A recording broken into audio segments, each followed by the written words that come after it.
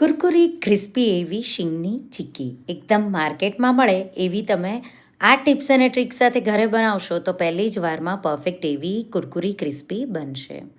તો સૌથી પહેલાં આપણે શીંગનું માપ 1.5થી 2 કપ જેટલી શીંગ, કોઈ વાટકીનું માપ કે કપનું માપ લઈ લેવાનું. એ જ વાટકી ભરી કે કપ ભરી ગોળ લેવાનો છે, તો ગોળને થોડો ચોપ કરી અને લઈ લેવાનો.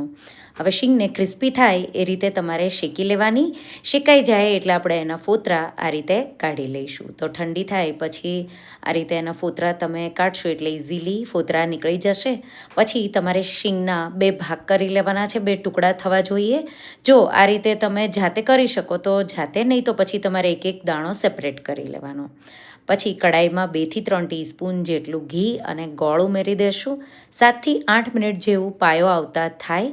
આ રીતે ખેંચાય તો મીન્સ દાંત પર ચોટે એવી ચીક્કી બનશે, પણ આ રીતે ઇઝીલી જો બ્રેક થઈ જાય એવી બને તો મીન્સ બરાબર રેડી છે. ગેસની આંચ બંધ કરી શીંગ આ રીતે ઉમેરી દઈશું, મિક્સ કરી દઈશું અને ગ્રીસ કરેલા બટર પેપર પર ઘી લગાવ્યું છે મેં, અને એના પર આ રીતે શીંગનું મિશ્રણ ઉમેરી દઈશું.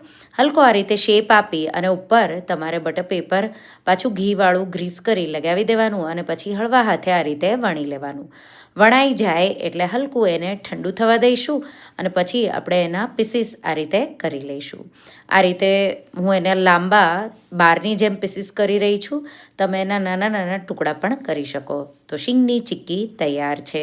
આ રીતે જો તમારી ક્યારેય બનતી ન હોય બરાબર તો પરફેક્ટ માપ સાથે એકવાર તમે ટ્રાય કરજો. પહેલી જ વારમાં પરફેક્ટ એવી બની જશે. તો રેસીપી ગમી હોય તો વિડીયોને લાઇક શેર કરવાનું ભૂલતા નહીં. ડિટેલ રેસીપી ટાઇટલ પાસે આપેલી છે.